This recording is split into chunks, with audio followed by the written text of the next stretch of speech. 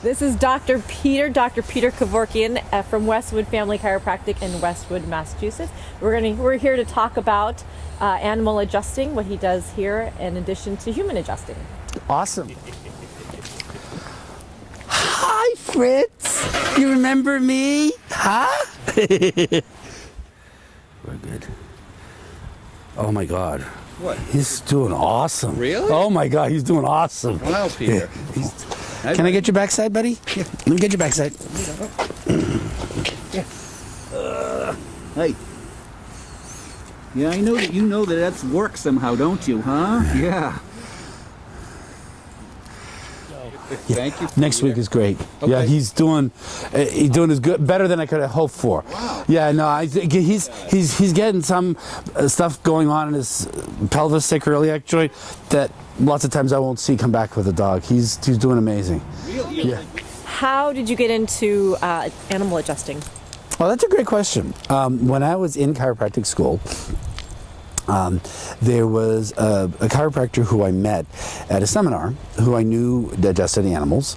And so we started talking, and I said, he's not from my school. He taught at another college. And I said, would you come up and do an animal adjusting seminar? And he said, I'd love to. So you just get a bunch of students together. So I got like 30, 40 students together, and he did an animal adjusting seminar. It was such a hit. He came back 2 more times. Wow. And did some advanced classes. So I got trained when I was in school. Mm-hmm. And more out of interest than I'd never ever had the thought of adjusting or taking care of animals.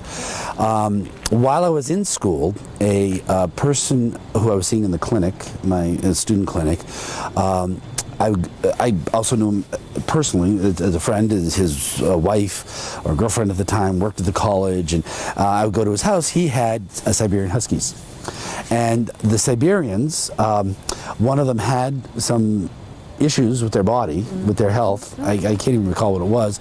And I told David, I said, I've taken some animal adjusting seminars. Did you want me to check your dog? So I started adjusting, and he says, oh my God, he couldn't believe the difference. Cool. So I took care of his dogs while I was in student clinic. I think I might have seen one other dog while I was in student clinic of a patient that I was seeing. I got out into practice and practiced a couple of years. This is before I had met my wife, before we were in Westwood. When I was an associate, this person comes in and tells me that his dog, they were going to be putting his dog to sleep. And I said, what's going on? He says, well, he's been having all sorts of health issues, a rash all over his body, he'd taken a litany of drugs and been to a specialist, and he was just constantly in pain. They didn't know what it was. And so I told him, I said, well, I've seen animals. I said, I'm happy to check him for you. Brings the dog, he was a beagle, and at that time he was 3 years old. Oh, yeah. I started adjusting him. They did need to put him to sleep. Within literally a month, he's running around like a puppy. As a matter of fact, they wrote me this beautiful note saying they used to always get mad at the dog because he would jump up on the table and take their food, and he started to do that again. And they said we were mad at him, but we were like in celebration that he could do that again. So the interesting caveat, I took care of that dog till he passed away. He lived till 24. Age of 24. Oh my gosh. Yeah, and there were a few times that he was like on death's door. And they'd say, I think this is it, would you check him? They'd bring him up here, I'd check him. It was like turning on a light bulb. Yeah, that was interesting. So I never marketed that. I saw a couple of animals while I was associating. Then when I came and started practicing with Patty, some people would hear that they heard that I adjust animals, so they would come. That dog, the beagle, had told other dogs, and so my animal practice just started growing just by word of mouth. I never marketed, never advertised, and I never did any of that stuff. After a number of years, a dog comes to me that trained in agility. And so was an athlete. And after a few weeks of care, the owner of the dog brings a ribbon, and she says, you really deserve this. And I said, why is that? And he says, because I've tried for years and my dog never got points. Actually, I didn't even know what that meant. And I said, he got 3rd place. And I said, that's awesome. That opened up a whole subculture.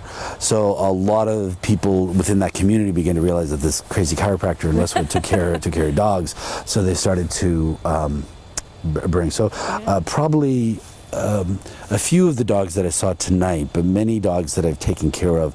I guess maybe 40%, 50% of my dogs now are athletes. You either compete in agility or in obedience. Oh, yeah.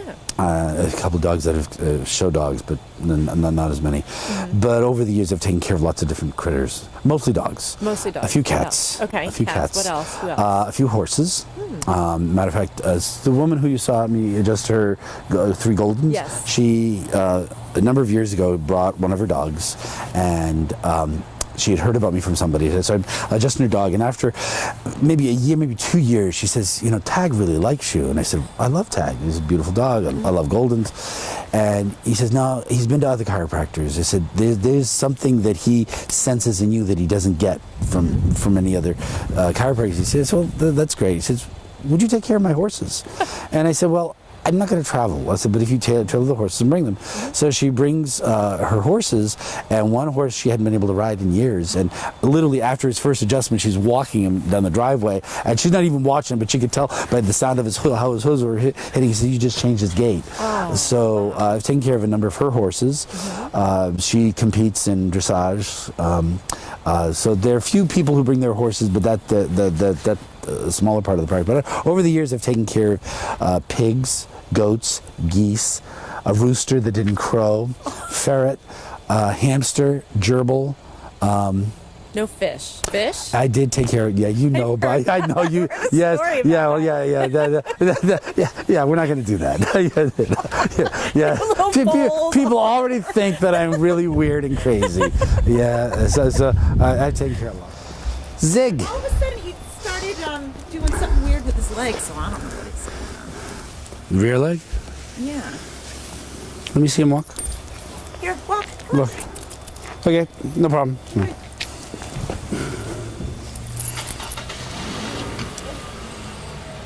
Oh, Zig's fine. I think he might have just like twisted his hip or something a little bit, but it's more muscular than it is anything else. Yeah, babe. Good job. Hang on. Perfect. Okay, so when people want to bring their pets, they call the office. It's not a regular part of my practice. My primary practice is humans. Yes. I love taking care of my animals or people's animals. So they call the office, make an appointment, and just like here, the first visit is the longest visit. We go through their history, see what's going on. It was How old? 8? 12 and a half. Sorry. And you've had Erd since a puppy? Yeah. No accidents that you're aware of? He came. Could I see you walk with him? Yes. You almost want to take this head. Come with it. This is the best he's been in a while, I think. Very unsteady and standing. Okay, you can stop. Come on back. Okay, so I got information for you. You could do with what I'm going to tell you as you wish. Yeah. You cannot see a disc on an X-ray. It is not the form of technology that can see. No, it. I actually know that you can see the space of Yeah, a disc. right. Yeah, exactly. And so, I'm aware. okay. Yeah. Hey, also, but- a disc cannot slip out of place. That is such a misnomer. Yeah? If I had 2 bones of the spine, Yeah. and I put a disc in between them, right? Yeah. Okay, if I could cut them out of your body or his body, Right. right? And let's say I could attach something to the bones, Yeah. right? And with cables, and attach them onto cars. Yeah. Okay, the bones would break before the disc would come out of there. That's Right. it is welded to the disc stronger than the bone itself. Right. They can't slip out of place. Okay. Okay. But I will explain what it is. Okay. If I came and I hit you, what would Yeah. happen? Other than hurt, what would happen? I'd hit you. I'd hit you really hard. What would happen to your body? Bruce? A bruise. Okay. If I kept on hitting you, would it get swollen? Yeah. Okay, as it would stay swollen, right? That's basically what happens to the disc. If the bones start hitting onto the disc in a way that that it's not designed for, it starts to get swollen. If Right. it continues to do that, then the walls of the disc can get weaker, okay? And the disc can begin to bulge out like a bicycle tire.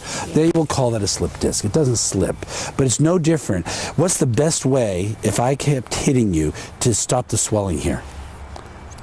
heat. To stop hitting you, right? Okay. Doesn't that make sense, right? Yeah. Okay. Isn't that the best way? And then what happens if I stop hitting? Does your body heal it? Should. Okay. So anytime that there's a structural damage to a disc, Yeah. take the pressure off. The Yeah. body's going to heal it. Yeah. Okay. Chemical can't do that. The body's the only thing that can do that. Okay. But I guess with the body can do it if he's more quiet, maybe. I guess that's No, the problem is if the bones are not moving properly, Yeah. or they're misaligned, and the weight's coming on it incorrectly, then it's continually going to get damaged. That's why I said, let's say, I forgot. I'm talking to a chiropractor. let's say you took a painkiller Yeah. and I kept hitting you. You would feel less, wouldn't you? Yeah. Right? Okay. If you took a chemical that was an anti-inflammatory, the swelling would go down. Right. But is there still a problem? Yeah. Yes, okay. So all I'm trying to explain to you Yeah. is you can give him all the drugs you want, and you can see him moving better. Yeah. And yes, he feels better, but there's still a problem. Of course. So what you want to do is get the move. I gotta see. I haven't even touched him yet. I can Right. even see how he's holding his body. What's going on there? But having said all of that stuff, Yeah. this size dog is really common to have this happen. Oh, yeah? Because you know what they do? In your house, something happens, he goes running, and because he's short, he'll jump up and land on his hind legs. Okay? Yeah. Does he ever do that? It's more that he walks on stairs. Well, that's the next thing. If he's on stairs, We walk on we live on the second floor. and do you have carpet? yeah. No, not in the apartment, but on the stairs. Yeah, stairs. on the stairs you do. Okay, well that's Yeah. good. Okay, Yeah. but even those little dogs, if they're sliding on the carpet, Yeah. not on the carpet, on the floor, that's going to aggravate stuff too. So So I need to get carpets. right now you do if you want it to heal. Okay, right now you can get just throw rugs.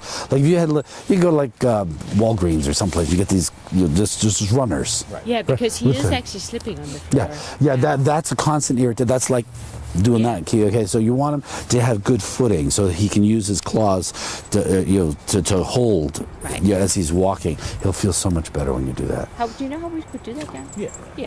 Oh yeah, you go to like Costco or someplace. They sell these things like $5. They're just runners because you're not going to keep your rugs on the floor, right? Right. But right now, for a few weeks, it'll make a huge You think difference. that'll be- oh, I that's- know it'll make a huge difference. Because I have noticed that he's slipping on inside. Hey, Erd the Third. He's also deaf. We're gonna make sure all your power switches are on, okay? Yeah. Erd the Third. I love the name. Did you have the Erd the First or the one? And This is our third Erd. the third We're Erd. thinking if he has to go, it's going to have to be fourth. Fourth. Yeah, but that's not a conversation for right now in front of it. No, not at all. He seems quite lively at the moment. Yeah, it's the adrenaline kicking in. This Yeah. is so nice. Oh, good Doing baby. Good job. Yeah. Oh, you and I are gonna be good. Look at that. You're good. Wait, one more time. Can I do that again? Awesome. Yeah, okay. The hardest thing with this guy is going to be keeping him from jumping. Yeah. But at home, he has been extremely, lethargic lately. Yeah, which the is- last I mean- with the medicine, he's just been lying down. But Well, it is he's been pretty quiet. Even Yeah. before the medicine. Beautiful. yes, Since he Yes, have a cookie. You want a cookie? Can I get him a cookie? yes, of course. So the more I can see him, the better. Yeah. Okay. Can we do it Friday? What time would that be? Either around 12:30 or around 5:30? 5:30, because I'm in Wellesley. Yeah, I'll definitely try that. The other thing I would love, Yeah. and this is really easy to do, it says get a harness instead of a collar. Yeah. Yeah, because every time Do you know what that is? Yeah. It goes around here, around here rather than just the neck. Because every time that he pulls it all, Yeah. that little jolt actually gives a little bit of a whiplash to his body. Yeah. When he's with a harness, because you're holding more of his body, it won't do the same jolt to it. Okay? You were going to take very good care of you. Yes, we are. It's all going to be good. Yes, I love you. Yes, okay. think so? Oh, his physiology for a 12-year-old is very good. Okay, he responded. Okay, so I should tell you what I did. Yeah. There were actually four things, really three things I Yeah. did. The first level of involvement really has nothing to do with the disc per se. His spinal cord is under torsion. Okay, if you took a Tootsie Roll Yeah. and you know how it's twisted? Yeah. Okay. That's what's happened to his spinal cord. Probably has been there for a while. It feels like it's been there for a while. Yeah. So I want to unwind the tension off of the spinal cord.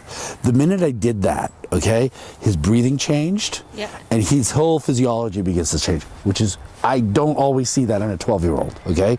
Lots of times yes, it's a good thing to do, but sometimes it's very subtle, the change that I get. Then the minute that I got my fingers, he has 2 areas of involvement in his lumbar spine. Yeah, Okay? exactly. All I had to do is hold it there and just pump the disc, and he's with me. He's like he worked right with me to make the correction. That's good. A lot of dogs won't do that. Won't let me do that. It's a testament to his physiology. He's very aware. His sensory acuity of his body is better than you see in most dogs at that age, which is the number one sign of a healthy health and longevity.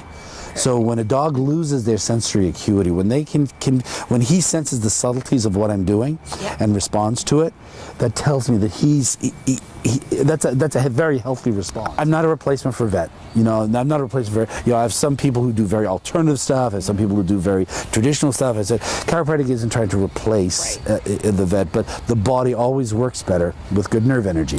So my job is to make sure the brain and the body and the body and the brain are talking to each other. When you do that, it's absolutely amazing what happens. Performance improves.